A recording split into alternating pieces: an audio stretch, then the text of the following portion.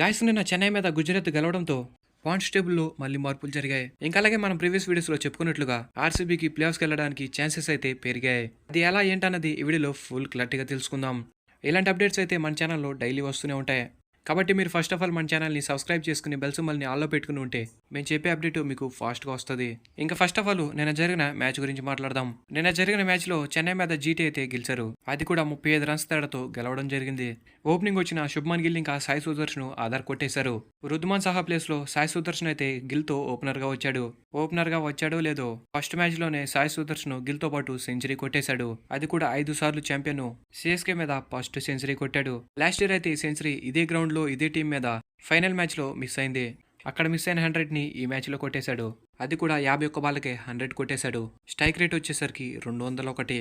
ఇంకా నెక్స్ట్ శుభ్మన్ గిల్ కూడా 55 బాల్కే 101 రన్స్ కొట్టేశాడు. గిల్ కి నాకు మాత్రం కెప్టెన్స్ నాకు అని చెప్పాలి. టీంని ముందుండి లీడ్ చేయడం అంటే ఇదే. కొన్ని మ్యాచెస్ మంచిగా పర్ఫార్మెన్స్ చేయకపోయినప్పటికీ ఇలా ఇంపార్టెంట్ మ్యాచ్లో మాత్రం మంచిగా ఆడాడు. గుజరాత్ టైటన్స్కి కేవలం ప్లేఆఫ్స్కి వెళ్ళడానికి 1% మాత్రమే ఛాన్స్ ఉంది. అయినప్పటికీ ఏదైనా సాధ్యమవుతుందని ఈ మ్యాచ్లో గుజరాత్ టైటన్స్ అయితే చెన్నై మీద అద్దరు కొట్టేశారని చెప్పాలి. నేనైతే 15 ఓవర్ల తర్వాత ఈ మ్యాచ్లో 260 లేదా 270 టార్గెట్ వస్తుందనుకున్నా. కానీ చివరిలో కొంచెం మొమెంటం కోల్పోవడంతో 20 ఓవర్లకి గుజరాత్ టైటన్స్ 231 రన్స్ అయితే కొట్టారు.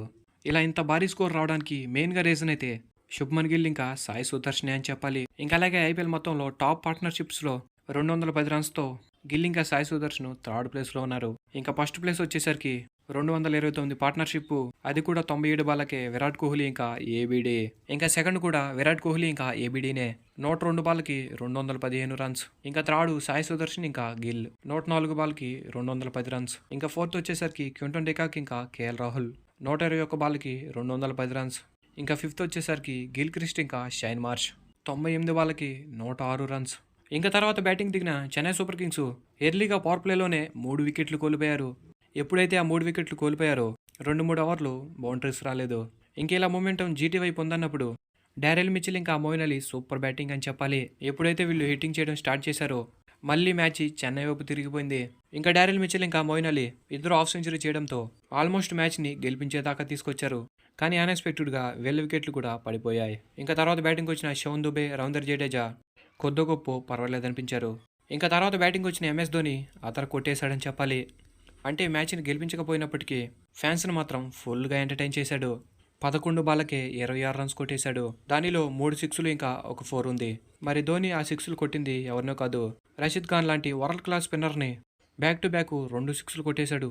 ఇంకా ఫైనల్గా చెన్నై మీద గుజరాత్ టైటన్స్ 35 రన్స్ తేడాతో అయితే గెలిచారు.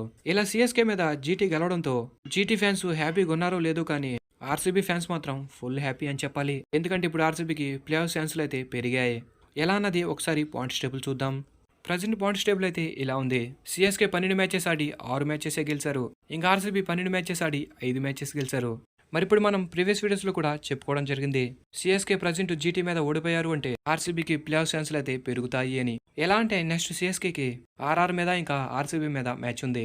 ఒకవేళ ఆర్ఆర్ మీద సిఎస్కే మ్యాచ్ గెలిచినా కూడా ఆర్సీబీ నెక్స్ట్ ఆడిపోయి 2 మ్యాచెస్ ఢిల్లీ ఇంకా చెన్నై మీద గెలిస్తే, అది కూడా నెట్ రన్ రేటు కొద్దిగా మెరుగుపడేలా గెలిస్తే, తర్వాత ముంబై ఇండియన్స్ లక్నో మీద గెలిస్తే సరిపోతుంది. మరి ఇప్పుడు లక్నోకి ఇంకో మ్యాచ్ ఉంది కానీ మీకు డౌట్ రావచ్చు, కానీ లక్నోకి ఆ మ్యాచ్ ఉంది ఢిల్లీ మీద.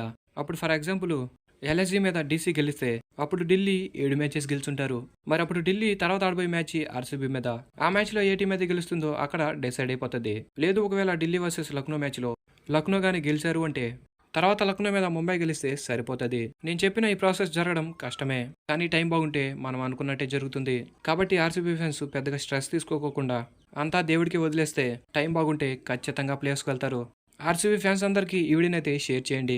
ఇంకా అలాగే ఇలాంటి అప్డేట్స్ మిస్ కాకుండా ఉండాలి అంటే ఫస్ట్ ఆఫ్ ఆల్ మన ఛానల్ని సబ్స్క్రైబ్ చేసుకుని ఉండండి. Thanks for the watch. Have a nice day.